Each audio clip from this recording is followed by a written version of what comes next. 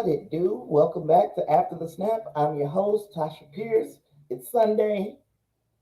Y'all probably know what Sunday means. Sunday means that we will be streaming some things, and the things that we are streaming this week are the Book of Boba Fett, Return of the Mandalorian, Star Trek Prodigy, A Moral Star, and Peacemaker, Monkey Dory.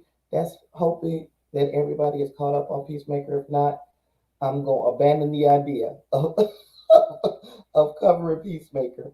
Um, quick note that if you did not watch yesterday's live stream, the weekly wrap up, the audio was wonky because I'm using a different camera and forgot to change a setting to make my audio go to my mic. So the audio is real wonky. I'm gonna leave it up for another probably 24 hours, and then that one has got to come down because audio is just really bad in that episode. So yeah, if you meant or intended to watch it on the rebroadcast, it'll be there for another 24 hours, and then it's got to go. It's got to go. And I'm really pissed because yesterday's live stream was so long. Like I talked for just about 2 hours. I didn't really have an audience. So that's kind of like crazy that I sat here and really talked for 2 hours just for me to say the very next day that that audio was too bad and I got to pull it down. It was just horrible. But anywho, I'm not going to waste too much time today either because hell, I don't know how many of I've told yet, but I've just been having problems sleeping.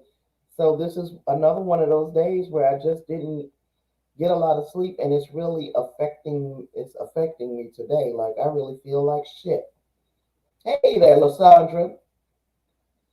But yeah, I feel like crap today, and it's just because I'm not sleeping well. So I'm gonna try to move through this one kind of quick. Unless people show up and have things to add, I'm not gonna talk for 2 hours. But I'm gonna start today with I guess I should start with Peacemaker because Peacemaker is the one that a lot of people haven't been adding to. See, I'm on it's again today. Thank you, Clarence. Gosh, because yesterday I went through the whole 2 hour thing, Clarence, and the audio was wonky as hell. I wish you was there yesterday. Shucks. I changed my camera.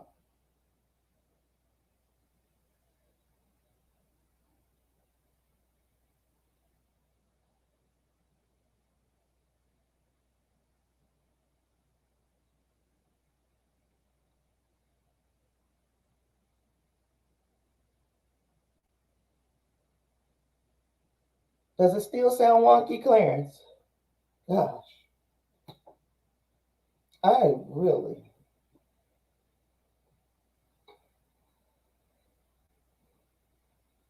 If it still sounds bad, let me know because then I don't know what to do.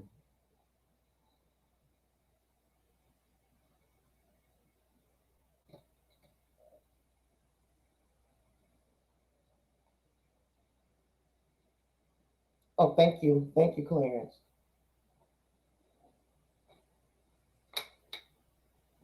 Does this thing still sound bad or do I need to? I mean, what can I don't know what to do. I probably should have left well enough alone and not changed the camera out.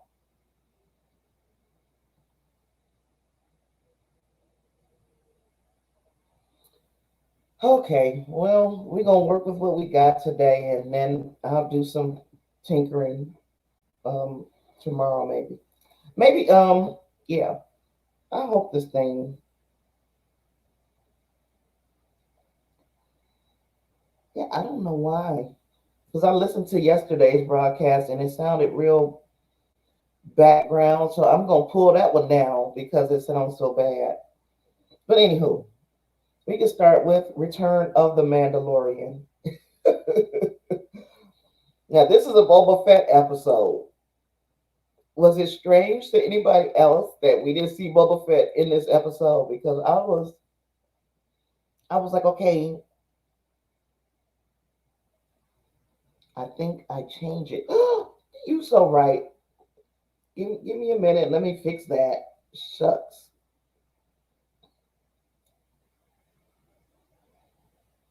Yep.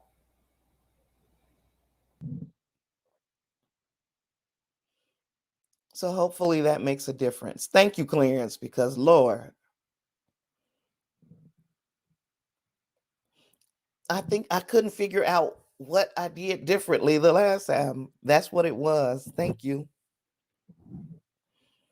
So was it anybody else surprised that we didn't have Boba in the book of Boba Fett? Oh, good. Thank you. Yay, I'm back. I needed you yesterday. I talked for 2 hours yesterday, and that stuff sounds like crap. So I was saying, because Reinhardt let me know that it sounded bad. And I told him I'll leave it up for another day and then I'll pull it down. So yeah. But this book of Boba Fett episode was kind of wonky to me. Not wonky in the fact that it was no good. It was a great Mandalorian episode. It just wasn't. It wasn't what I expected when I thought, okay, Mando is coming back to Boba Fett.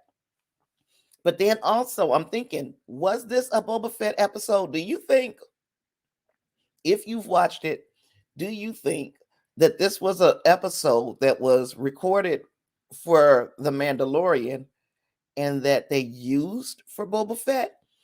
Because it featured nothing of Boba Fett except for all the way at the end.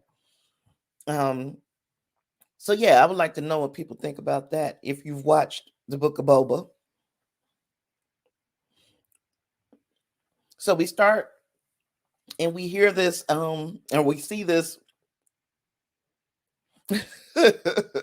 Glenn said agreed. It was a great Mando episode. Yeah, I thought this was the Book of Boba Fett though.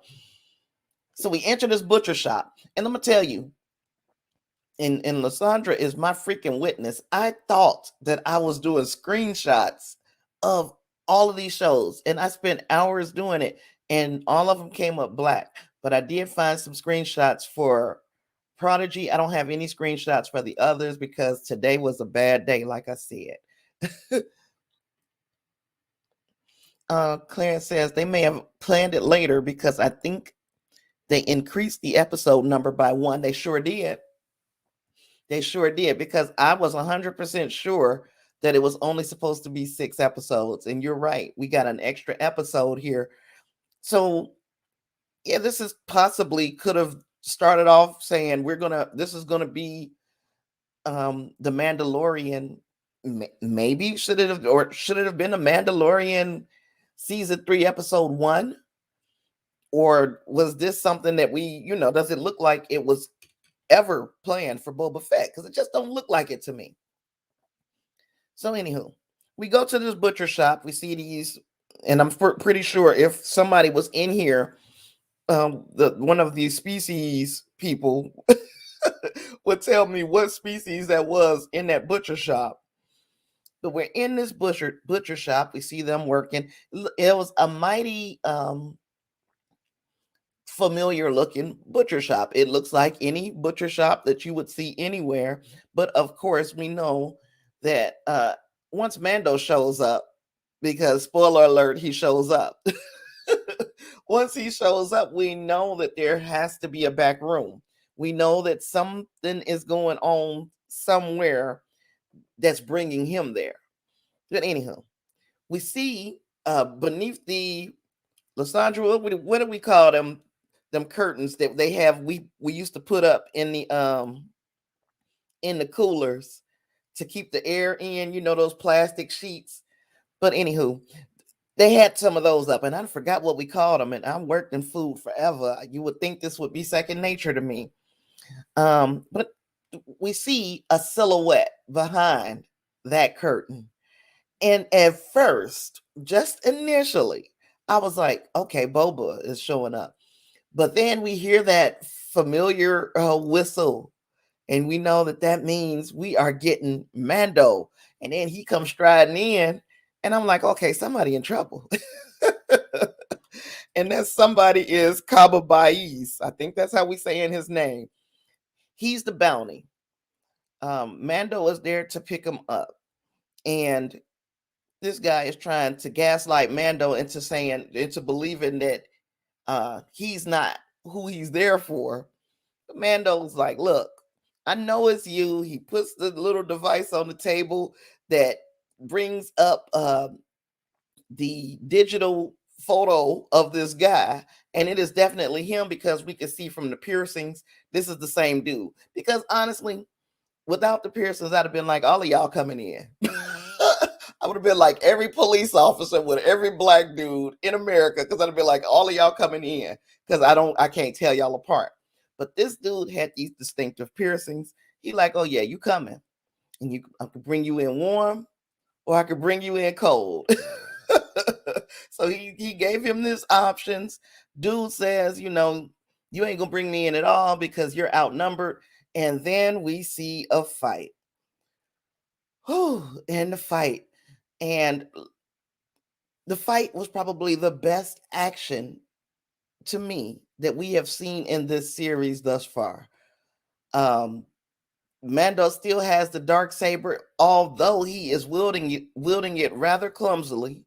He has the dark saber, and he go to town on all the guys in this back room, except for the one that ran and got away. Now, later, because he that in this Kababais, because he turned these guys on him, I guess I'm gonna have to bring you in cold. So he cuts dude's head off, puts it in the bag. While he's wielding this dark saber rather clumsily, he cuts himself with it. You can tell he just has no control over the blade. We're going to find out a whole bunch about why later. But up to this point, what did you guys think of the action in this episode? Because right out the gates, it was what I've been looking for. Not saying that I'm not enjoying the story and the ride and the journey that I'm going on with Boba, but this kind of shook things up a bit. This put a little life in the series. Not that the series is bad, it just added something to it. So I'm gonna go turn my fan on because I don't know if I'm sick or what, but now I'm sweating, even though it's 70 degrees here in Houston today. How about that? You say that the action was on point and the world building was on point too. Yes. And I'll be right back. Let me turn this fan on because I'm a sweat.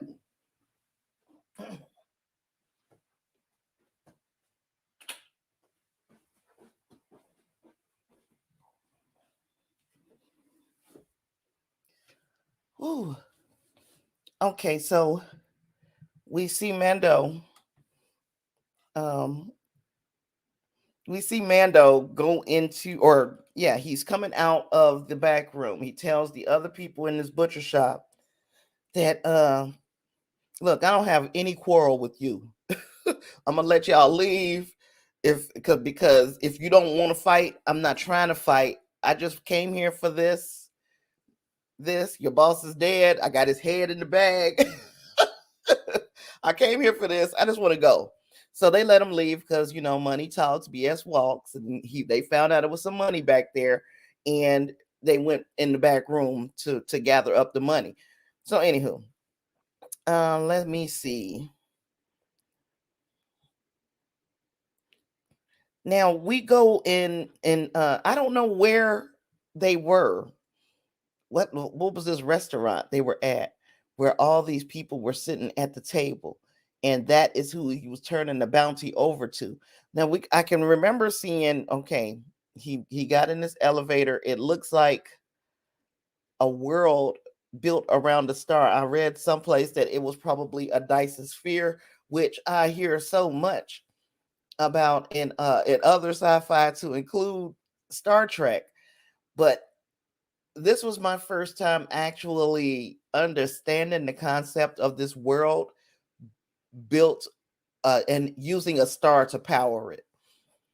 He's in the elevator with this species. It looks like kind of snakish, kind of reptilian.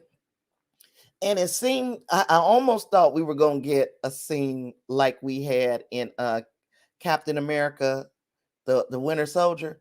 And let me tell you, that's my favorite scene in that movie. In fact, it's almost my favorite fight scene ever in the MCU, where we have Cap in the elevator and he was like, before we get started, does anybody want to get off? And then they have this fight in this elevator. It's my favorite kind of fight sequences when you're in really close quarters. I don't know why as claustrophobic as I am. I love to see love to see those fights in really close quarters. But we didn't get that.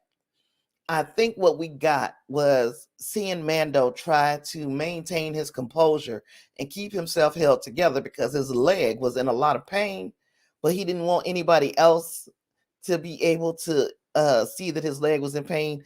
I don't know if that would bring people kind of like, I guess, with predators, when they know that you're down, they kind of come and attack. I don't know if he thought that was was a possibility, but it looked like he only wanted to experience that pain in by himself in that moment. And he pulled himself together. He walks. He turns over the head. He says, "Now, what is where I was asking the thing I was asking you about? Tell me where it is." I don't. They said it was in Kozak Alley by the heat vent towers, and I don't know what that meant. I don't know if that meant that's where he would be able to find the other Mandalorians. Uh, I guess specifically the armorer, or if that meant something else. If you got an understanding of what that was, then let me know. I wish I had some pictures. But anyway, so he uses the tech in his helmet, lets him see this hidden writing on the wall, and it was leading him to where the armorer was. And so he goes to holler at the armorer, and he gets his wound fixed by Paz Vizsla. Now, Paz Vizsla, and I guess Paz Vizsla is played by Jon Favreau himself. So that was a nice little touch. um, Also, the armorer asked, "How did you get this wound?" He's like, this weapon, and she tells Paz Vizsla to bring it here. Paz Vizsla looked like right off the gates, he looked like he understood what this weapon was. He knew that it was the dark saber. He also knew that uh it was something that belonged in his family originally. So I don't know how the armorer saw the wound, knew that he was wounded when she never turned around. Her back was to him the whole time. I really like her the mystique that surrounds her, because I have no clue what's going on anytime we see her. I know some armor is going to get made, and I know that she holds a lot of the Mandalorian dogma in her. But yeah, I never know what I'm gonna get, and I never know. I like this episode. I didn't know how she even knew he was wounded. Okay, so she explains after she sees the dark saber about the 10,000 years of Mandalorian history, and she said using this weapon, one warrior would defeat 20, but it will be a curse to Mandalore if it was not won in battle. That's when she goes into talking about Bo-Katan Kryze. She was basically saying, "Oh, yep, that's an example. She's a cautionary tale of why this dark saber has to be won in battle, because apparently this dark saber, when Bo-Katan had it, it was handed to her. It was gifted to her. So now we know that the more I guess religious Mandalorians feel like that was the reason that they lost Mandalore, was because Bo-Katan had this dark saber and it wasn't won in battle. Um that's yeah, so we going back to Paz Vizsla's ancestor, Tara Vizsla, forged the handle of that dark saber 1,000 years ago, and this is why it was very important to Paz Vizsla to get his hands on this thing. And he was saying, "Who did you defeat to get it, to get this weapon back?" And he said, and Amando says, I defeated Moff Gideon. He's going over to the Republic, and they are going to they're probably going to execute him for his crimes. So they're going to bring him to justice, is basically what he said. Paz Vizsla said, "You should have killed him yourself, because the blood of millions of Mandalorians are on Moff Gideon's hands. This Beskar spear that Mando had, the armorer was like, oh, no, no, no, because that can be used against a Mandalorian. It's a weapon made of Beskar. It's one of the only things that can hurt a Mandalorian. We don't use Beskar to make weapons. We use Beskar to make armor." So Mando says, "We'll make some armor then." "Who am I making this armor for?" asked the armorer. He says, "A foundling, and the foundling is Grogu," which I didn't think we was coming back to Grogu so quick. And I know my cat probably like, that's me. But no, not talking about you, Grogu. I'm talking about this Grogu. But yeah, I didn't think we were coming back to Grogu so quick. But we're seeing even the armorer is like, he's a Jedi now.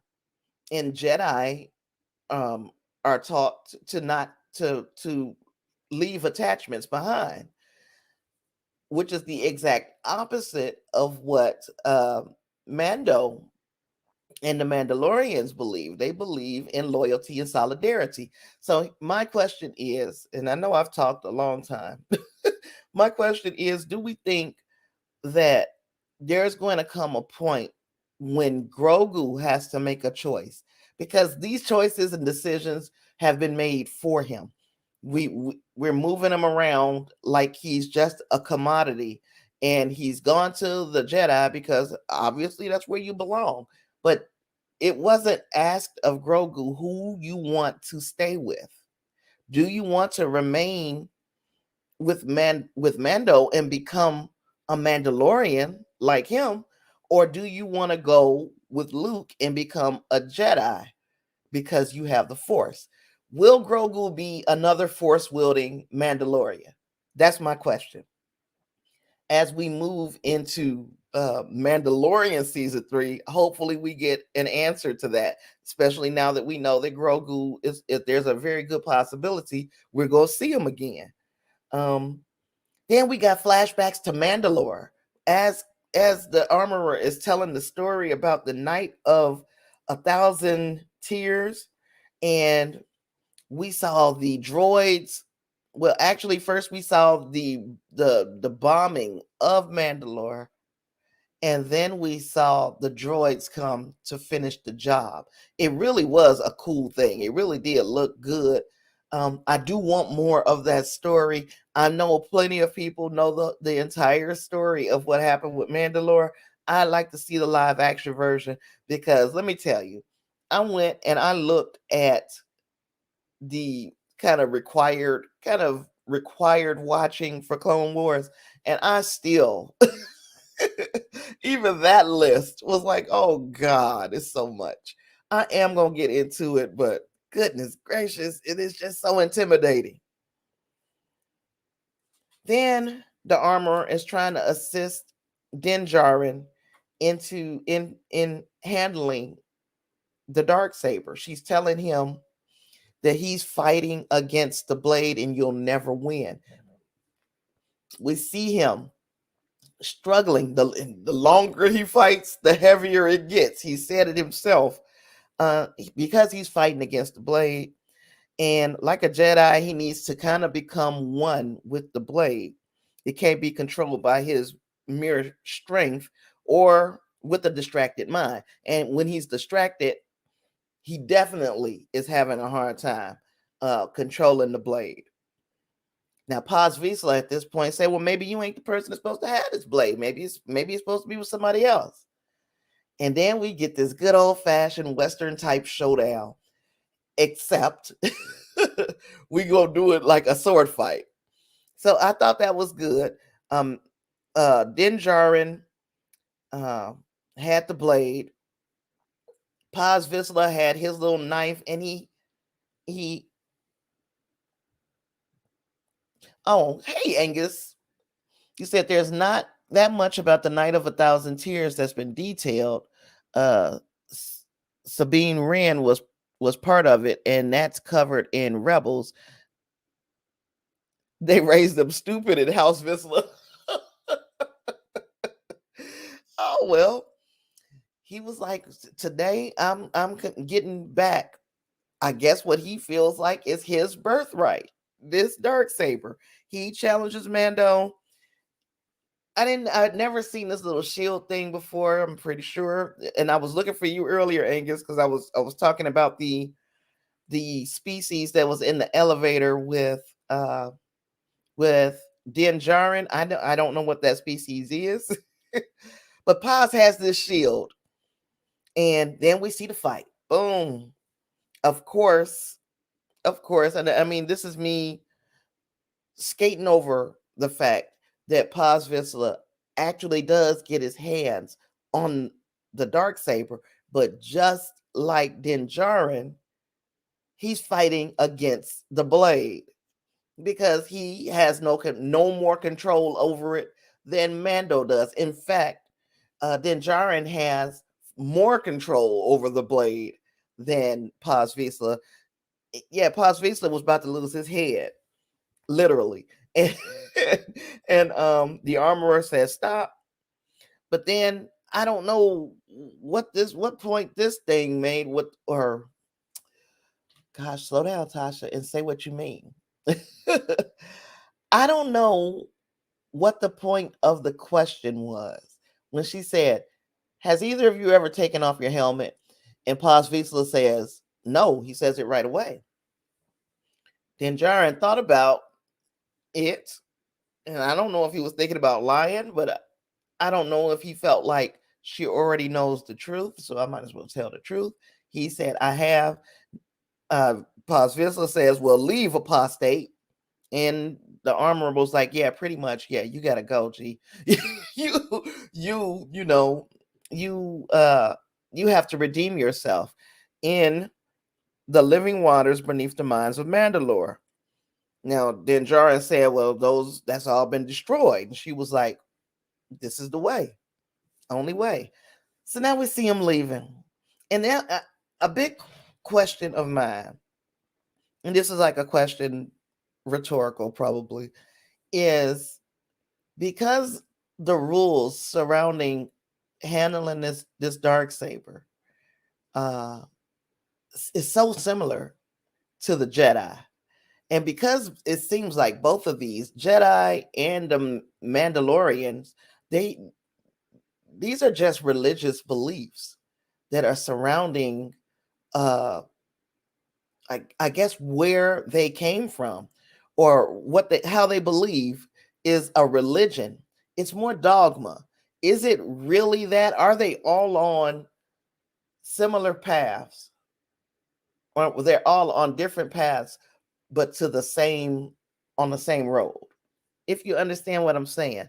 Like, are Mandalorians and Jedi both worshiping the same thing?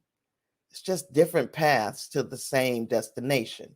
I'm wondering that because it really started to seem like, okay, this is all religion. This is all dogma. This is all what you believe. Because as you can see, nothing happened to Bo-Katan. She's still been living and fighting and everything. She's taken her helmet off and kept it off. And yeah, it's just these rules, they are so rigid. And are they rigid? Do they have to be that way? Din Djarin ain't had his Razor Crest. Doesn't have his Razor Crest. So he has to fly commercial to Tatooine. Now, that was funny to me. we get to the airport or whatever we're calling this. He has to remove all his weapons, and we see him taking. First, he says, "Oh no, no, no! The weapons are part of my religion." And the droid is like, you can't get on, or I could call my manager over here, but you can't get on with all those weapons. He has to turn over all his weapons at a security checkpoint. Takes this flight to Tatooine, and a little person, whatever kind of whatever kind of species that was, turns around and waves at him. And I think that put Grogu on his mind, because he pulled out that little satchel of armor that he's taken to Grogu as a gift. And he the little satchel is tied in such a way that it looks like Grogu even. And he's just looking at it. So I'm like, oh, he really misses his little buddy. It's like you're leaving your kid somewhere. Um, so first thing he does when he gets, oh, and I'm about to pick up your comment, Angus. The Sith and the Jedi have the same origins, but are reflections of each other. The Mandalorian are something else, not trained in the Force, but trained in technology. Okay, that makes sense. I want to see if these series between Boba Fett, all these series that we're getting, if they are going to show that they are all rooted in the same thing, even though one is trained in technology and one is trained in the Force. Were these two ideals once one? Because it really sounds like you have to have some type of oneness with this dark saber to be able to use it effectively. And I don't know if it's just because Din Djarin and just because Paz Vizsla were trying to actually use it as a weapon instead of using it as an extension of themselves. I don't know if I'm making sense. And oh, you also said there was a big throwdown between the Mandalorians and the Jedi 4,000 years before, and it set the galaxy on fire. Wow. I can, I again, is it because of the war? Is it because they were fighting each other? Are they worshiping the same God in essence, or parts of the same God? Is that what we're getting at with the explanations? We know what we know already about the Jedi. I understood that. It's these Mandalorians that I can't wrap my mind around, and it's probably because I don't have the background or the context by watching these Rebels and Legends and Clone Wars. Those are things that I probably, I probably need to.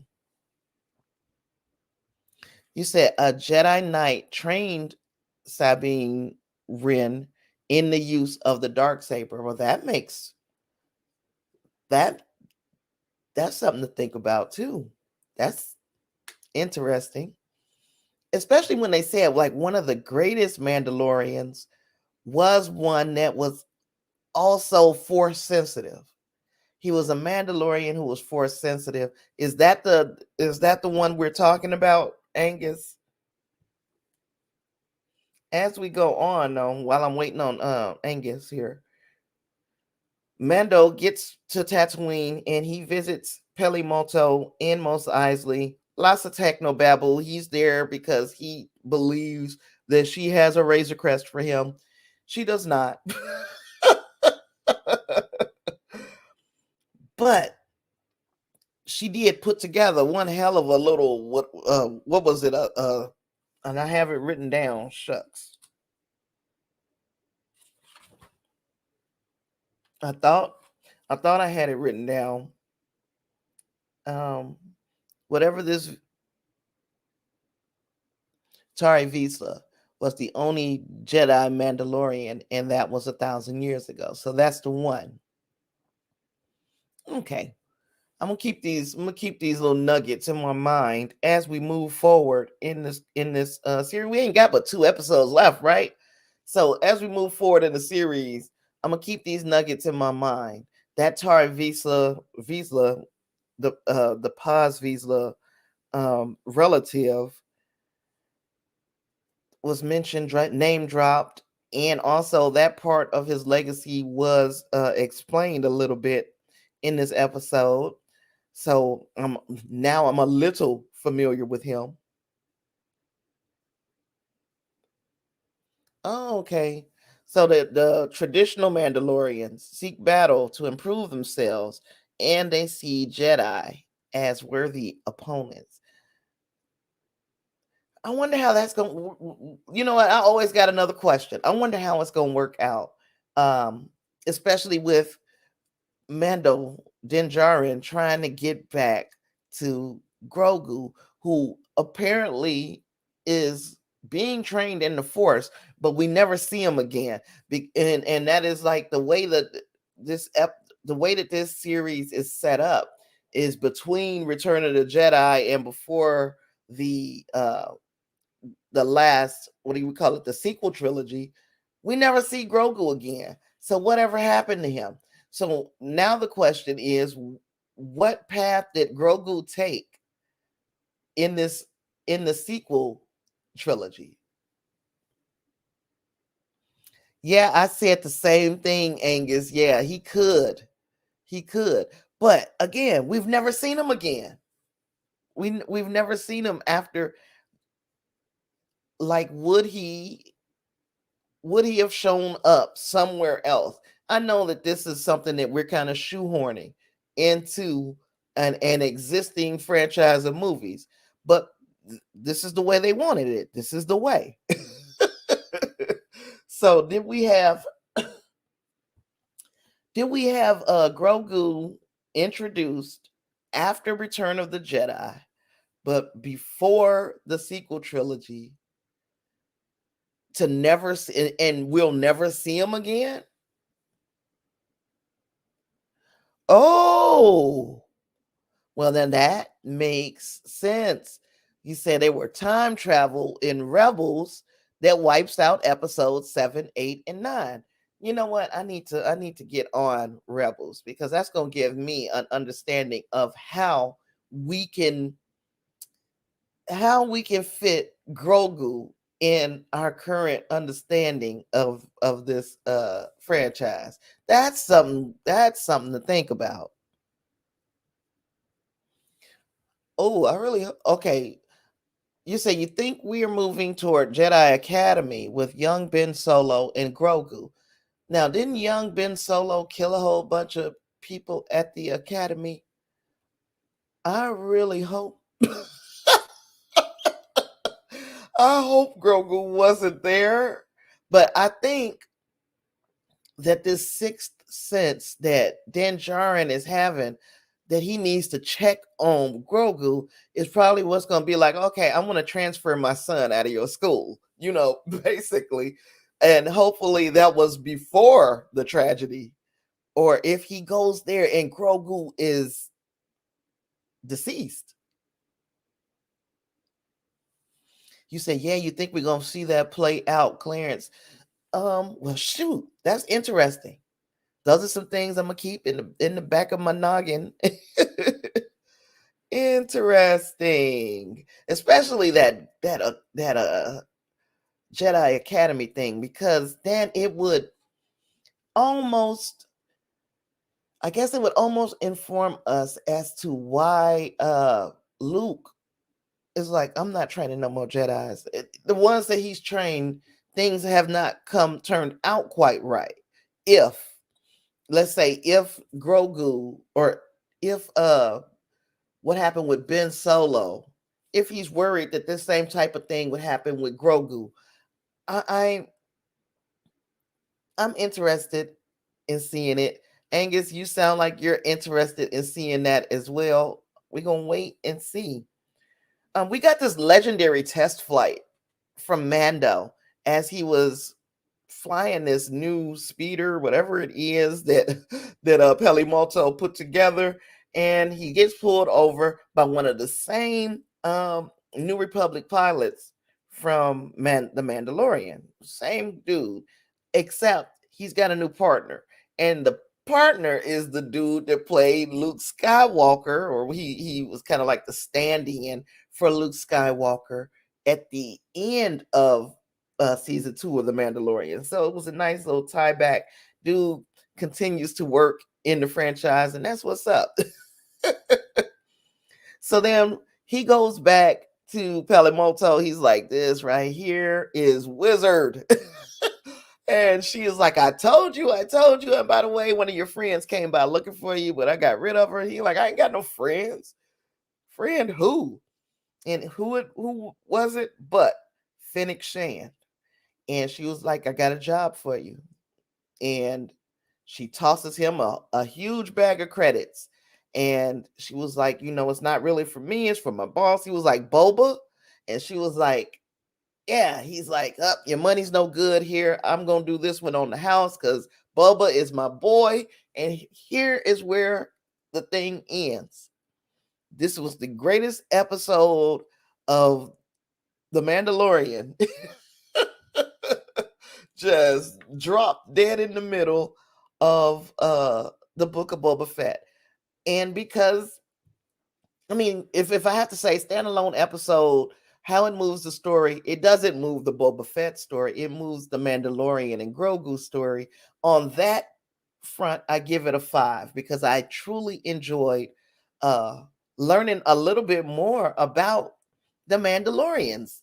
They gave us a lot of exposition about the Mandalorians. Loyalty and solidarity. This is the way. Yeah. He's standing with his Mandalorian brother, and he's recognizing him as a Mandalorian and not just a clone of one. So that to me was very important as well. Yeah, so I wrote here, and I didn't mention this earlier, that I also think maybe the Tuscan beliefs tie in to the Jedi and the Mandalorian, and they're all different roads on the same path. So maybe it comes to that you can't have one without the other, kind of like, and I hate to do this, kind of like Judaism, Islam, and Christianity. You cannot have one without the other. All you have to go through Judaism to get to Islam, and you got to go through Islam to get to Christianity. So to me, all of these people are on the same path. Yeah. Say, you really liked how they juxtaposed the Mando Creed against the Jedi Creed, the solidarity, loyalty, and solidarity. This is the way versus what is it? Foregoing all attachments for the Jedi. Yeah, it's like you're living the way that you live your life is completely different. You you almost become you're completely identified with this religion, and I'm calling them religions. The Jedi, they completely identify with themselves. You forego everything that happened before. It's no attachments. And then with the Mandalorians, it's like all we have is each other. Loyalty and solidarity, have each other's back. It's almost the same thing. Almost. Oh, you said George Lucas was big into synthesizing all of the world's faiths together to make the spiritualism of the Star Wars setting. Yeah, very, very interesting. Very, very, very interesting.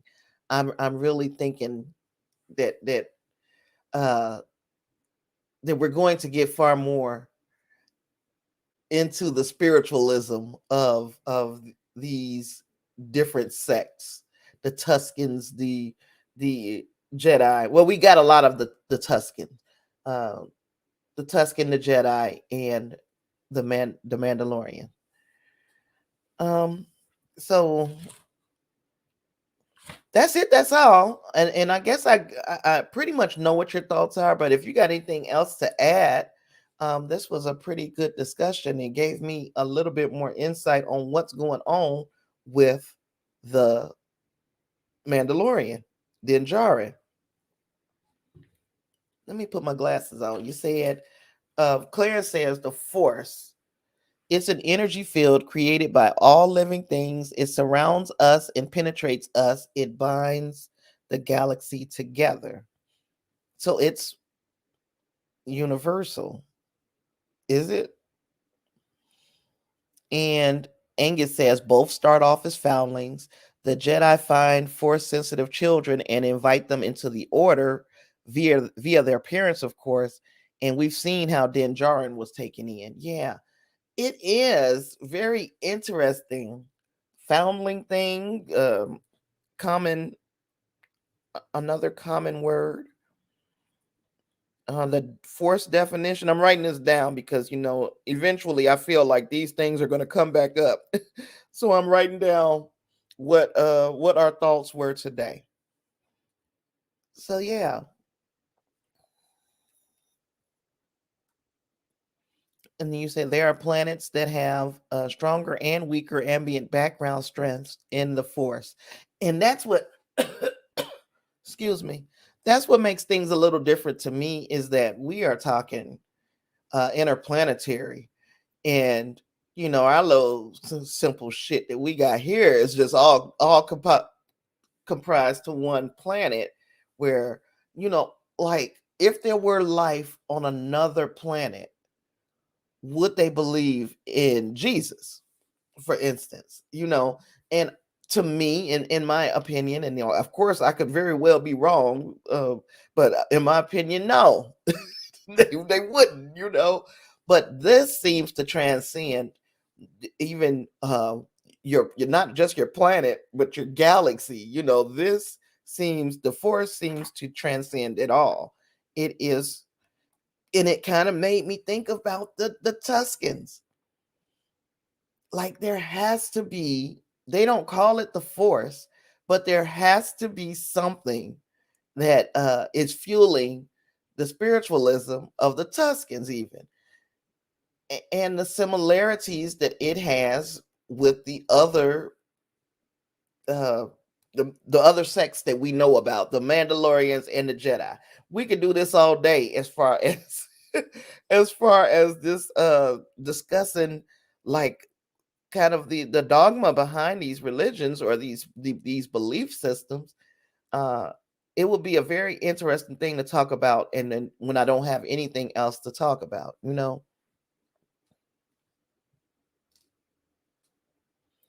You say it doesn't matter what your faith is as long as you have faith, right? And then, but then it does seem like that energy, that the energy doesn't seem like it cares what they call it. The Mandalorians, the Jedi, the Tuscans, if they are all using the same energy, it doesn't seem to matter whether you're calling it the Force, or the Way, or uh, you're sticking a freaking chameleon up your nose. It just seems like it seems like the Force is just gonna be. So maybe, yeah, if you believe in it, no matter what name you're calling it. And I don't know if that's the message that I'm supposed to get, but that's what was jumping out at me the whole time I was watching this episode. Yeah. Y'all got anything y'all watching? Because if not, we're gonna jump right into Star Trek Prodigy. I got you say the dark side is something else. Yeah. It's somebody who perverted the force. They perverted these universal teachings for their own good. And the thing is, we can see that, as far as, and I know how many people feel about witchcraft and that sort of spiritualism, witchcraft, voodoo, all of this. But is that the same kind of force that has just been perverted? Are those, and I'm, by perverted, I mean the way that you use it. If you use it for intent, it is still a very powerful thing.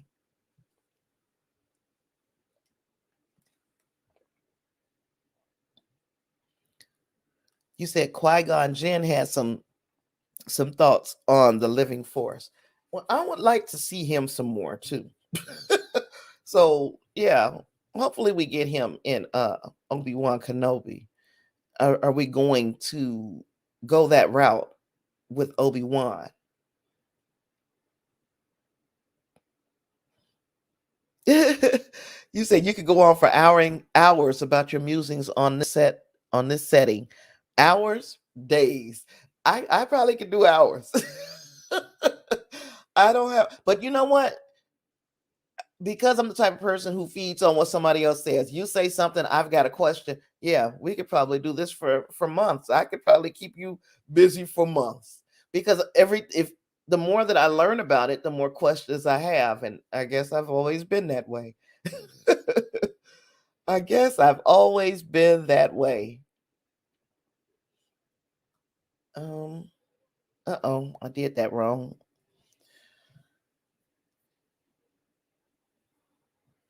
You say Qui-Gon makes an appearance in Clone Wars. You just got to take it in bite-sized chunks. Yeah, yeah. I'm gonna have to. And it's just it again intimidating because I have so many other things that I am watching, and I don't know how people watch all the stuff that they do. Uh, excuse me, in like a short amount of time. Like I can't watch all day long anything. I have to stop and listen to something, and and I got to move around. I just got to move around. And there are some people who can literally binge that series and be done with it in a matter of a month. It's gonna take me a year to get through that series. So now, if we're going into Star Trek Prodigy, and again, oh, I'm sorry, again, this episode of The Mandalorian, I'm giving a 5. As far as the Book of Boba Fett, this was just a week off for Boba Fett. But as The Mandalorian, this was a 5 episode for me because it filled in some blanks and it gave me some things to look forward to, not just in the way that we end out the Book of Boba Fett, but how we start in The Mandalorian when we get season 3 of it. Okay. So now, Star Trek Prodigy, a moral star. Oh, that was a good episode. I and this I do have some screenshots of. I do have some screen. This is the only thing I got some screenshots, and I got this offline. Um, but yes, this was a fantastic episode of Star Trek Prodigy, a moral star. It is kind of like your mid-season type of two-part finale, mid-season, because we about to some shit goes down. He said amoral. And then also, Clarence, a moral star is an anagram for Tars Lamora. So like when you flip the letters around, it's Tars Lamora. So that is also another hee for me. I want you to watch it, Angus. Especially, right now before it goes on its mid-season hiatus again. We've got this episode, a moral star, and then the next episode is the second part of that, of it. And then it's off until maybe the fall where we'll get 10 more episodes. So you've got plenty of time to catch up with the first 10 episodes wherever you left off. I honestly think that it is worth a watch, especially because I know you say it's kind of kiddie, but I think that the writers, they do have a message behind every episode, but I also believe that they are in. They realize that they're in the Star Trek universe. Everything, everything kind of ties together. It really is just great. It's flipping great. It's a great series for a kid, and it gives us a little something to chew on as adults too. You said that means Picard is about to start up again. That's starting up March 3rd. Yeah, we're getting Picard on March 3rd. And then whenever they drop season 3, who knows? So yeah, but this was, and this one has, I got a lot of screenshots actually. um I really and truly love this episode. It was just so fantastic. Well done. And we started off. It opens with the crew talking to Rock Talk about her lonely adventures on the USS Protostar. So, last episode we know that she spent a little time by herself, and there were a lot of questions about um you wasn't excited. I love Patrick Stewart though. I just love Sir Patrick Stewart. So you said it really got you interested with the latest trailer. I am glad. I'm really interested myself. I'm trying to figure out. And there's some new stills that were released as well that piqued my interest a bit. And I guess maybe at the end of this, I'll try to find those stills and we can talk about them. But so Rock is talking about her lonely adventures aboard the USS Protostar. That was the way this thing started. And you see the kids all hanging around, they're giving her the attention that she needs. And I'm gonna zoom through these slides because I got a lot of them. But if it's something that you want me to stop on, I will. Uh-huh. You said the big bads of the first season of Picard were very disappointing, a badly wasted opportunity. Yeah, it's just like some of these shows just fail to stick the landing, and we saw that we saw that with us with Star Trek Discovery as well last season. It just didn't stick the landing for me. I've got freaking hair. It just doesn't stick the landing for me. It just didn't stick the landing for me, and neither did the Picard when it didn't. It was, it was all right, but it wasn't fantastic. And they had built up something that could have been just outstanding, and then it just gave us mediocre at the end. So I get what you're saying. I understand that completely. I hope I hope they have learned from those experiences and are giving us a complete season that is really, really, really outstanding. Um,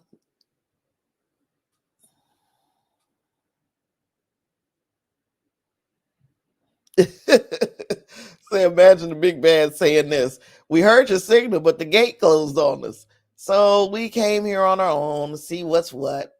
Hi, hi there. Oh, speaking of hi there, that is what Dreadnought's head was saying to the kids.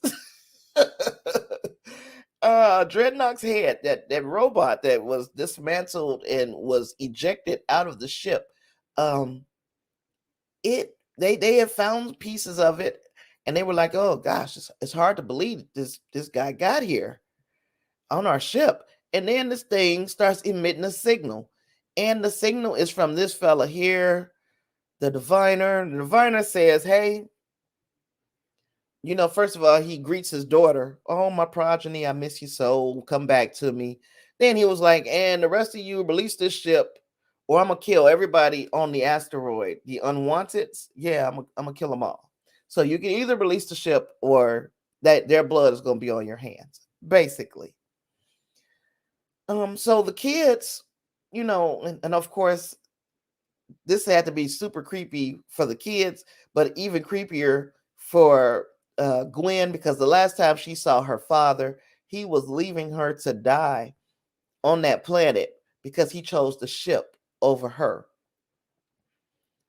Um, so the kids start debating, and they're debating. Um, they only have power for one jump, and they can either go to the Federation to get help, or they could jump straight to Tars Lamora and try to rescue the people on that asteroid themselves. Uh, and this discussion is going on. Most of the crew have already decided. You know what? We jump to Tars Lamora. We do it. We only got the one jump, and this is a time sensitive thing. So we jump to Tars Lamora to save all the rest of the miners, or quote unquote the unwanted. They are so power limited because of the situation that happened with when they made the first jump. The first jump kind of drained the protostar, and I don't know how long, because this is a technology that we don't have a lot of knowledge about, not even hologram Janeway. um because of that, we don't know what they could have done to speed up the process of this protostar being, I guess, reignited. So they only have the power for this one jump. And the crew, of course, has decided, you know what, we jump. But this situation is it falls on Dal, because Dal has been appointed, knighted, the captain, and now he is understanding the weight of command. Now it appears that in this situation, Gwen is playing the part of his number one. She goes into his quote unquote little ready room to talk to him about how they can you know, basically saying, what is your decision? Don't run away from this decision. Are you being selfish? And in this situation, he is not. He doesn't want to put their life in danger. He's like, if it was just him, he would do it. But if it's the rest of the crew's life is in his hand right now, and he's literally feeling the weight of the command. Um, Again, we're still seeing the discussions about how far they are from Tars Lamora, and where they could actually go to. Tars Lamora is here, Protostar is here, Federation's here. What are they gonna do? Dal is thinking about it. Janeway is saying, I'm not making this decision for you, kid. I don't even envy the position that you're in right now, because right now I'm pretty sure real Janeway had been there before. Hologram Janeway is like, this is up to you. So he's talking to Gwen, and he's telling her what makes sense. This is our Kobayashi Maru. And I love the tie back. I love the fact that these previous episodes introduce a concept, and then we see the concept in use, in practical use. He practiced it in Kobayashi Maru. He actually got to talk to Spock, a hologram of Spock, but it was Spock. He actually got to talk to Spock, who gave him some very poignant advice, and now he's seeing that he's going to have to use it. Angus said going to the Federation would be the end of the series. Yes, it would, because he would have blown up that asteroid, and God only knows how long and how much red tape they would have had to go through going through the Federation. So yeah, this is like cowboy diplomacy. So yeah, this is where he actually uttered the words. This is our Kobayashi Maru. And I was looking at the picture, and I was hoping that Reinhardt was here, because he spots little shit. I didn't see anything that I should spot, but it is still a very good image. And then the decision is made. We're going to Tars Lamora. We're going to save the miners, and we need to devise a plan. So they begin devising a plan. Let me tell you, this is a good plan. It's a pretty good plan. But I also like the fact that they gave us so much attention to detail, so many different images of the new tech. Like, for instance, these tricorders. This is that's stunningly beautiful.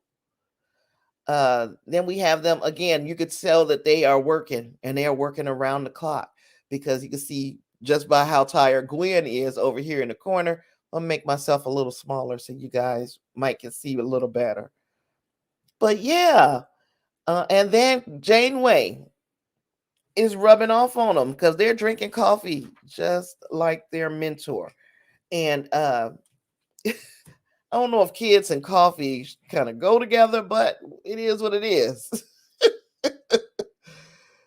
uh, you also see Zero. He's concerned about going back because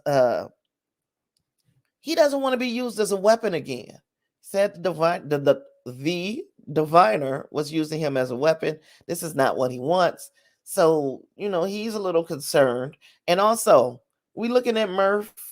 And last week we laughed about Murph, but Murph is not useless anymore. Murph actually served a purpose, a very important one in this episode. Again, they're collecting the tools and equipment that they'll need to put their plan into practice when they get back to Tars Lamora.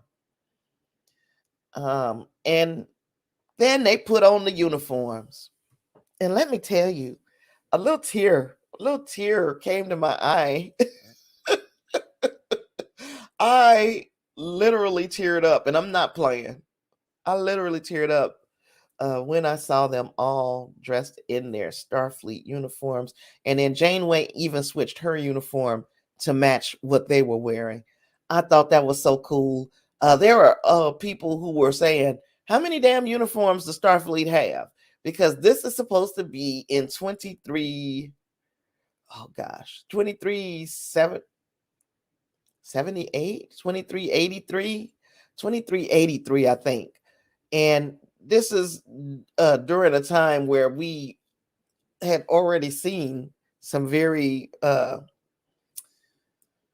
some very prominent series had episodes where we saw what the uniforms look like, and they didn't look like this.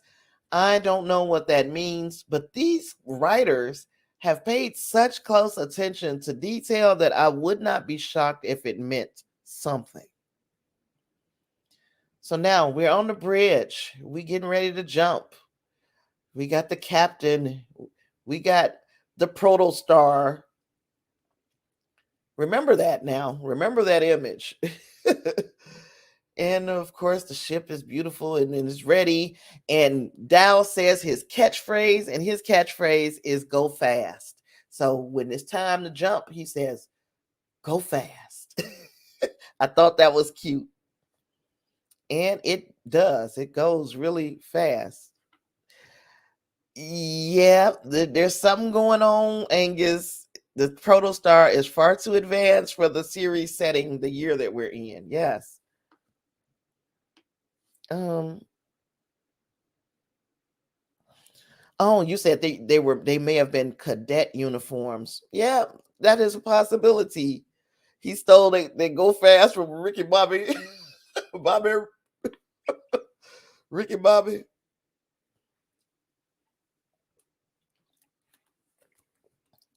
So we see the ship jump from up out of there. And then we see this old knucklehead. Well, if this wasn't animated, I'm telling you, I would hate this dude. I really do. I still hate him. I don't like him at all. And I really don't like Dreadnought. But those are two, they see the ship coming, and it's like they're salivating.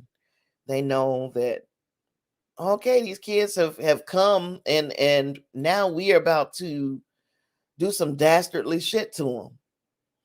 So tow them on in, uncloak us and tow them on in, Dreadnought. And that's what Dreadnought is doing. He is putting the tractor on them, and they're going to pull them in to Tars Lamora. And that was a hell of a shot, too. Pulling them into the asteroid. Now, what is it just me? Me too, Clarence.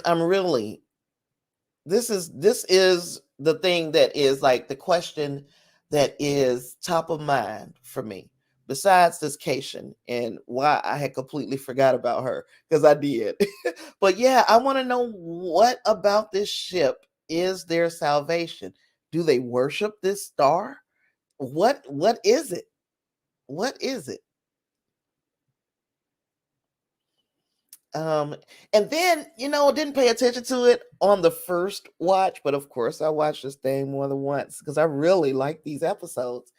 When Rock picked up Murph and she said, "Okay, Murph, time to play dress up," that that floated past me the first time. I didn't hear it. So I'm like, when did they do this with Murph? But she said it right here. Again, attention to detail that's being paid by these people. Chef's kiss. I couldn't believe that I missed it the first time. I didn't even have a question in my mind about what happened in this scene. But then she said, "Come on, Murph, time to play dress up." And I should have known what was going to happen, but I didn't. And again, yeah, they were holding the fake zero. I did not. Well, the fake zero was Murph. I didn't realize it. I didn't realize it at all. And yeah, it was only on the second watch that I even caught that line. So the diviner is uh unclamping the children, the devices off of their ankle, trying to make it look like he plans to be a man of his word. But of course he's not. Spoiler alert, he's a jerk. But I forgot about the little Cation, and I just fell in love with cats. This was a beautiful shot to me of her standing, getting up high so that she could see what ship that was coming in. I thought that was such a beautiful shot. And I just like the cat. I like the little cat girl. So now we got the face off between Dreadnought and the Diviner and our crew of the USS Protostar, and they, it's a face off. But then, yeah, she does look like she could be in a from a Japanese type society. She looks. It's just she's so cute. She's so stinking cute. Well, once we get to having our discussion with the diviner and Dreadnought and the kids, he was like, "You know what? I gotta have my daughter too. She gotta come back." They like that wasn't part of the deal. You didn't say anything about us having to give her up, and they really sold it. The looks on their faces as she walks away, because now this is Gwen's decision, and she's like, to save everybody, I'm gonna walk away. I'll go back with my dad if it means that everybody else is safe. And look at how sad they are. In the occasion when all this shit happened, the look on her face when the clamp came off her leg was everything to me. And then this is the diviner as he's watching Gwen walk up to him. In his eye, all he can see is that Starfleet insignia, and he is so disgusted and repulsed by seeing her with that insignia on her chest. So he takes it off and steps on it. The communicator, he takes it off and he steps on it with his little roach killer's little scratched up roach killer shoes. Because to him, he said that the Federation only stands for lies and bureaucracy, and that is exactly what he thinks that Starfleet represents.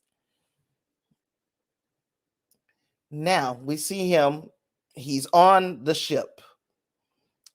Janeway is no punk, not even in a hologram form.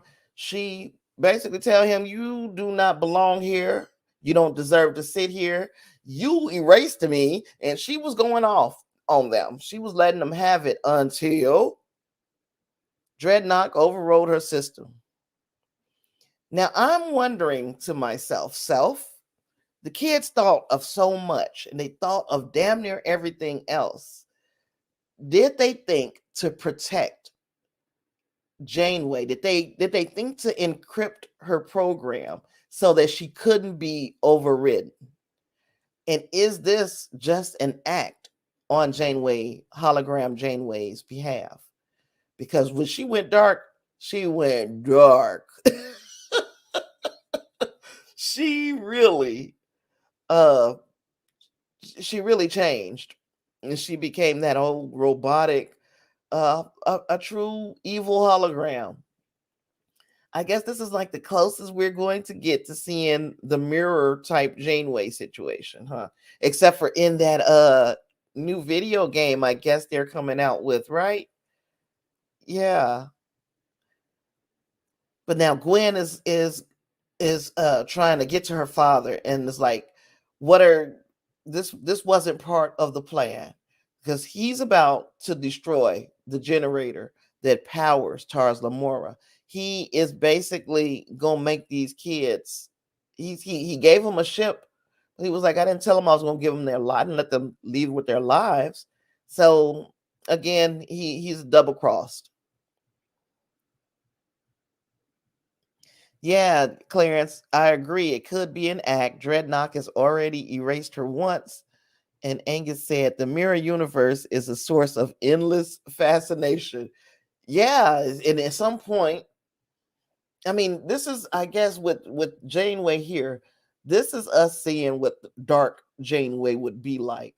We've not gone into a mirror just yet, but I know that there's a video game coming out where she's going to be reprising her role as Janeway, Kate Mulgrew, and she's going to be playing both versions, the mirror version, of course, the mirror version, and herself in whatever video game that is. So he has Dreadnought take out the generators, and the kids, I don't think they were expecting it, but they were ready for it. And that was a good thing. They were ready for many different contingencies. And yeah, there's that photo. And he being the I can't say those two words together for some reason. Like my tongue won't do it. The diviner. The diviner forces Gwen to watch as they take out this generator, kind of like giving her or taking out any hope that she may have had of seeing her friends again, making her realize that her only choice at this point was him. And then they shut it off. They closed it where she couldn't see anymore. That might have been his mistake. And it will be his undoing, because then he would have seen that they were pretty prepared for damn near anything that he could throw at them.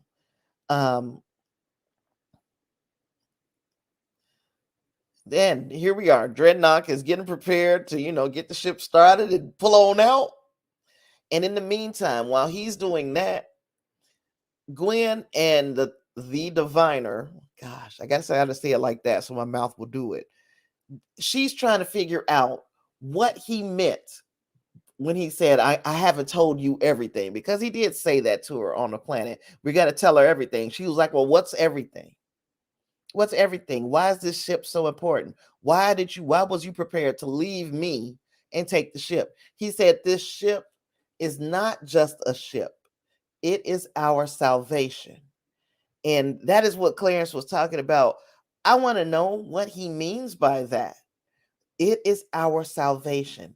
Does it mean, is the protostar itself something that is of great importance to them?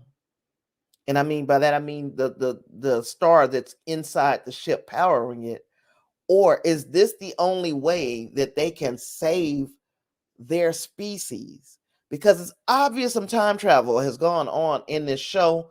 We can go back a couple episodes where we know that he was looking for this ship 17 years ago. So how is he looking for a ship 17 years ago when 17 years ago Chakotay was still stuck in the Delta Quadrant with Janeway. All of this, and it'll make sense once you watch it. And I think it'll make even more sense once I watch these 10 episodes all together and then set us up for the downhill of the last 10 episodes. Yeah, so she was stalling. Yeah, Gwen was stalling, but she couldn't get past this. When they do their little mind lock, or when they, whatever this is that they're doing, a mind meld, or are they linking, or is some type of Star Wars technobabble type shit that they're doing here. And once he does this, he can kind of sense that she is being deceptive. So he knows that she got something to hide, and she thinks it's very funny. Because remember, this is where the star was. So he goes and he takes a look, and they have taken the proto star, the proto drive, off of the ship. And the way that they took it off of the ship was inside of Murph. Murph was dressed as Zero down on the planet.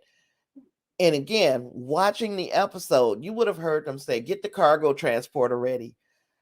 I didn't know why we were getting the cargo transporter ready, but that was to transport the real Zero with all the shit that they was going to need down on the planet. He had already transported off of the ship. They used the vehicle replicator to build a casing for Murph, and then had Murph swallow the proto drive, because it has been established over several episodes that he is indestructible. They had a hell of a plan. A hell of a plan. And here we are. They got it off inside of Murph. So now the only question I have, and I guess will be answered next week, hopefully, is how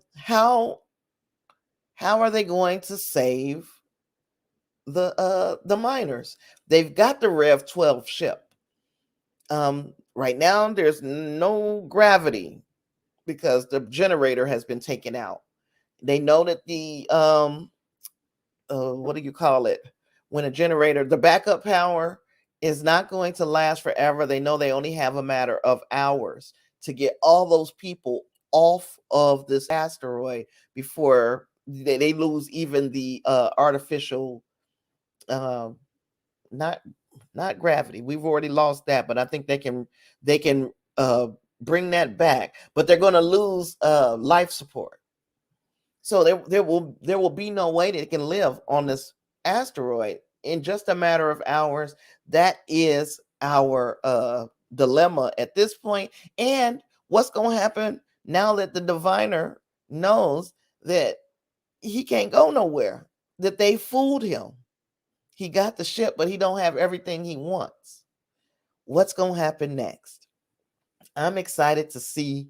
I'm way too old. And then Clarence, I don't know. Maybe if you're still here, did you have the same experience that I did? Or maybe you're not a hype like I am. Like, I was up at 3:00 in the morning. No, I was up at 2. Let me tell you. This is what I was talking about at the top of the episode. I've been having crazy insomnia. So I was up at like God knows what hour. And I'm like, I might as well watch Peacemaker and Prodigy. Like right now, I might as well watch it since I'm up. I watched Peacemaker, trying to get into Prodigy, couldn't. So now I'm tripping, like, what is wrong with my Paramount Plus? I done tried it on several different devices, couldn't get on. Eventually, I got to the TV. No, couldn't get on the TV either. So I'm like, no, what the hell is going on with this Prodigy episode? I started looking up things. Then I got on Twitter, and I wasn't the only person. Like, what is going on with this episode? Even who are the producers, the Hagermans? I forget. I think I could be wrong, but even they were like, we have no clue what's going on. We are just as in the dark as you are. parts of the world had gotten it. Parts of even the United States, even I think, had gotten it. But there were other parts like me.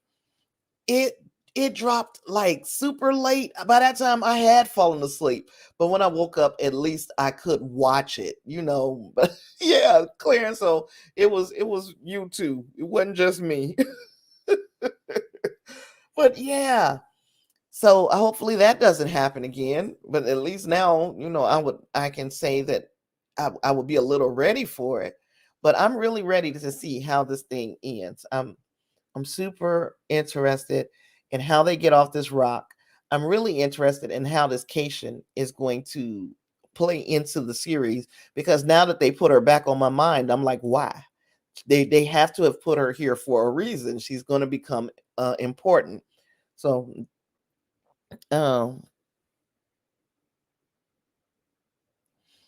I don't I didn't remember it happening for me on a Discovery episode, but there were some times with Discovery I would just sleep and just catch it the next morning, as long as I catch it. I'm such a big kid about this show. I've been up anyway. But I've been up, and when I'm up, the first thing that I'm thinking about is let's get it. Boba Fett, Peacemaker, Prodigy. I'm watching them as soon as they drop most of the time, and this particular time I couldn't. And even in this picture, something I'm just now noticing, and I know probably everybody has already noticed it, that there are two zeros. One of them is Murph, the one that Rock is carrying, and the other one is the real zero. Didn't even didn't even pay attention to it. Ain't that some shit? Oh gosh. But okay, so look, Peacemaker is gonna have to wait. It's been an hour and a half, and I'm telling you, I still gotta cook. I haven't eaten. I'm gonna stuff myself with some really, really good food, not no junk. I'm about to really cook. So that it'll put something in my stomach and maybe I can go to sleep. But what are you guys thinking? If you are you guys all caught up now on Peacemaker? Look at me, about to jump into this conversation that I said I wasn't gonna jump into. Are you guys all caught up on Peacemaker though?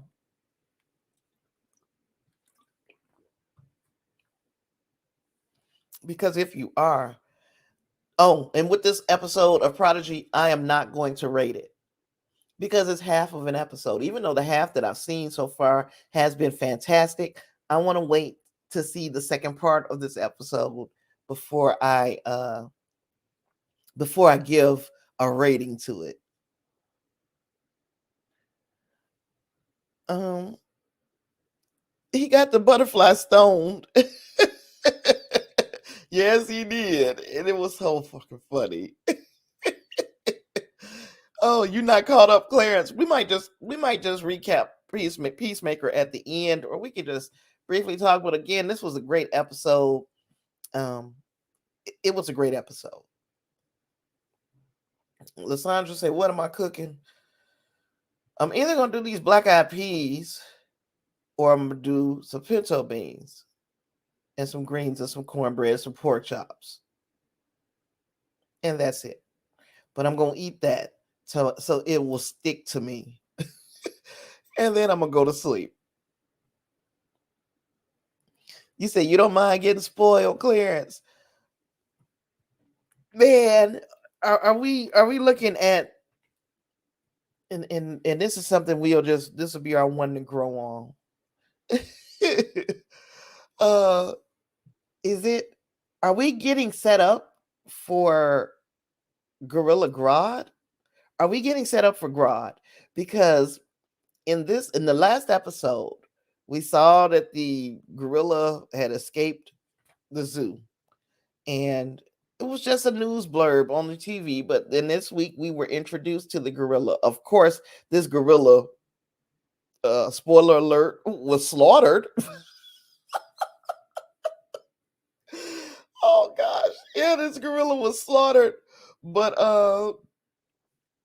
at the same time, I mean, he was talking and all of this shit. So is he Gorilla Grodd?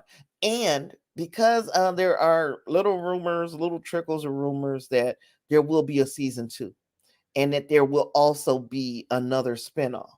So, and James Gunn is just winning. But okay, besides that, there there's going to be a season 2 possibly. This is still in the rumor phase. But uh,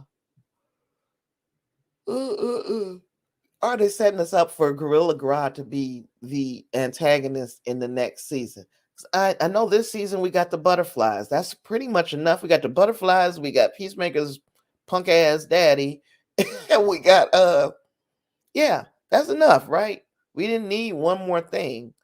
But it's looking like to me they're laying the groundwork for a future villain.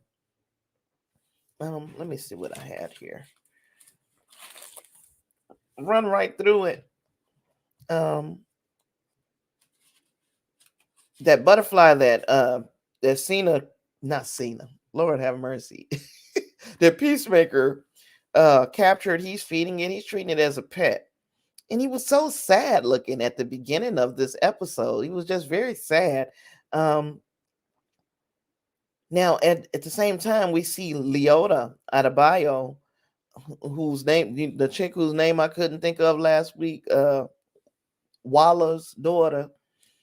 She being messy, Waller is, and oh yeah, because that was the last week episode. Yeah, he was scared of Vigilante, and he knew that, oh, they're sending people to kill me. They're sending people to kill me, so that means I need to go ahead and snitch. And snitch he did in this episode. Just snitching. Just snitching. But anyway, Waller being messy, communicating with her daughter by text. But then when you look at the daughter's phone, and god dang it, I had photos and everything. When you look at her phone, it's like they don't never talk. The only thing it seems like they talk about is this, and then they erase the text. They don't have a text thread where they have been in constant communication, like you would expect. Like you would expect between a mother and daughter. Their relationship is very clinical, it seems. And we learn that these butterflies enter through orifices, and of course, they show a shitty, what did Peacemaker call it? A shitty slideshow like the ones I be doing. They did a shitty slideshow, and they showed a person bending over and this butterfly going up its butt. And it made me think about how everybody was saying that's how Thanos could have been defeated. Ant-Man could have went up his butt, then turned big, and there was no more Thanos. Well, in this situation, the butterfly is entering these people through their behind. Not all of them, just through any orifice. But they decided to use the visual of it going through the behind because this is a James Gunn production. And of course it was the butt, right? And then somebody asked, did what, you got a poop fetish? And then and Peacemaker said Superman has a poop fetish, which is the next episode that we see him literally shitting on the other superheroes. Last episode it was Batman. He was calling Batman a pussy because Batman won't kill people. You just locking them up and then they escape over and over again. All these people that those criminals have killed or hurt, all the crimes that they have committed is on the hands of Batman because Batman is too big of a fucking pussy to just go ahead and kill them. And I thought, yeah, you might be right. But I mean, everybody has thought that at one time or another. Why don't you just kill Joker? Just kill him. And when and if, and I don't want to spoil it, watch Injustice on the HBO Max if you've not yet done so, and you'll see. And if you may have read the comic, but yeah, you'll see why. And we found out that Peacemaker is bullying Economos so much because he's still mad that Economos had his father locked up. And Economos was like, well, that's the only person I could think of. Peacemaker starts naming off all the people in the world that he could have had locked up instead of his daddy. But then he said, Bill Cosby. He said, Bill Cosby just got out. Here, he's got time on his hands. That made me fall out my chair. I'm like, why you bringing up Bill? Okay, so the team is like, they're going to stake out this distributor that has this butterfly food, what the butterfly's food supply is. Leota, of course, is calling out Peacemaker on being a bully. They're in the van listening to a group called Hanoi Rocks. I had never heard of them. I'm wondering, these are just my fever dream thoughts. I'm not in no particular order. Stop me if you want to talk about something. I'm just going to just run through it since I wrote these notes anyway. I was asking myself, what is Mern? Like, what is he? Besides, we know that he has a butterfly. We know that. Does Waller know that he has a butterfly? Is Mern an aggressive or a passive butterfly holder of the butterfly? The police go to the house of the couple who had testified that Peacemaker was not the person who attacked them, that it was actually Peacemaker's daddy. We see that their door is taped instead of fixed, but they end up saying, yeah, it was Peacemaker. They identified him. We see Vigilante saying that he wanted to use a chainsaw as they staked out this the distribution center that was making the butterfly food. We watched Harcourt and Leota do rock paper scissors to see who was going to partner with Vigilante, and Harcourt lost, so she ended up having to partner with him. We see Peacemaker go through this warehouse video game style with this helmet that it has x-ray vision, so he can see the butterfly through people's skull, and he's just picking them off as he's seeing them. Just dropping people, just dropping them. Shit goes off the rails. Butterflies know that they're there, and they release their guardian angel, Charlie. Charlie is the gorilla. The gorilla is manhandling them. He is whooping their ass. He is actually about to kill Peacemaker. He said, "Die, human." This gorilla said that. He said, "Die, human." And Chekhov's gun prevails again, because we saw that chainsaw a few scenes earlier, but it was a Vigilante with it. Well, Economos this time comes into the warehouse to save his friends, and he kills the gorilla with the chainsaw. But that gorilla did speak, which takes me back to my Grodd question. So now, Mern had a meeting with a guy named Captain Locke, and this was a dude that he had served with in some jungles. And obviously, this dude liked to kill people. Mern said, "Well, you know what? I'm trying to give peace a try." Captain Locke came back around in this situation because now he is the chief of police. They have removed the chief of police who was there at the beginning of the series and installed him, because he is going to keep Peacemaker's daddy locked up. And what else? We see a mention of Kite Man, and I can't remember what series what was I watching, and we were talking about Kite Man. But anyway, it was Harley Quinn. Kite Man was in that show. So we see a newspaper article that talks about Peacemaker apprehending Kite Man. He's got that hanging up at his house. He got it hanging up at his house because he is that was his first apprehension. He was a new hero at that time. And they, you know, at the end of the day, yeah, Kite Man dated Poison Ivy, and it was pretty much like they didn't really want to be bothered with him. His in the cartoon. In the cartoon, they didn't want to be bothered with him. Poison Ivy is like, I guess, his dream woman. She didn't want to be bothered with him because his powers was boo boo until she needed his powers. Well, the one thing that Waller wanted her daughter to do was plant a diary in Peacemaker's house, and I don't know why. I don't know what the importance of this is. I'm sure that we are going to come to why this thing was important, but Leota, after she was at Peacemaker's house after they killed the gorilla and they were celebrating, they were having a drink together. Leota planted the damn diary.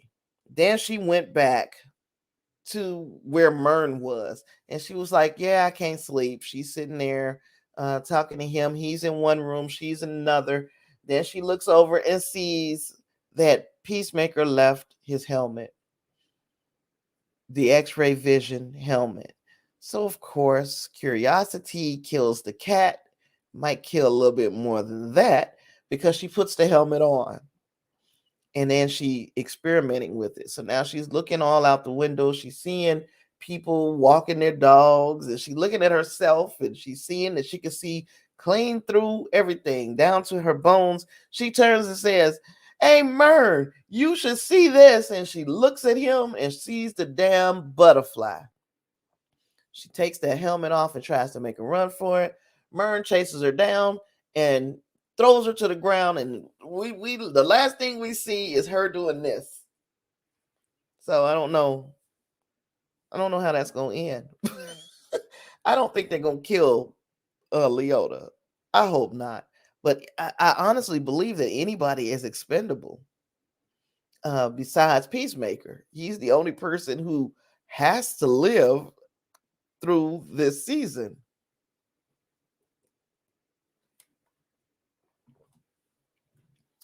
I'm kind of excited to see where it goes. And still, even though I said I wasn't going to talk about Peacemaker, I fully talked about Peacemaker.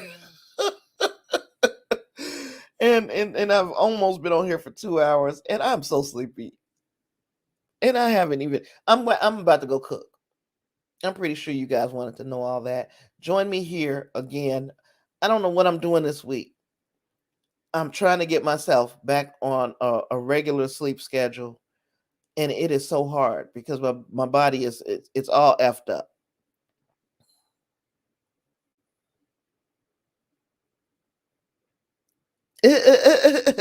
You think so? I think so too. Amanda Waller may be a distant and cold mother, but you hurt her baby girl, and she'll crawl out of hell to make you regret it. And Lord have mercy. I got a feeling that something. She's already hurt her. He threw her to the ground. Let me go outside and see somebody throwing my son to my big ass son. Let me see somebody throw us hip to the ground right now. And I'm coming and I'm going to get mama's gun. So that's it. Yeah, it was fun.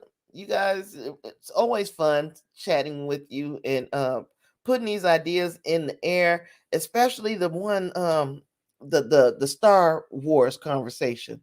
It was really interesting, and I feel like I learned some things, and I also feel like I got some more things to think about. So I'll think about that as I'm cooking dinner. I don't know how this week is going to go because of the insomnia. I'm just not sleeping well. And today I'm so off, and I apologize for that. I appreciate you, Clarence, sir, for helping me fix my audio problem here, because God, I would have never thought of it, sir. Would have never thought of it. And thank you again, Angus, Lysandra, Clarence, for being here with me. I'll see you guys when I see you guys. Hopefully Wednesday, though. Hopefully Wednesday. Angus, before I go, this movie, I'm going to have to watch it again because that's some weird shit that you had me watch. And I got an idea of what Zack Snyder was trying to do, but I'm not 100% sure. So I will be watching it again. And this was not the director's cut. This is the regular cut.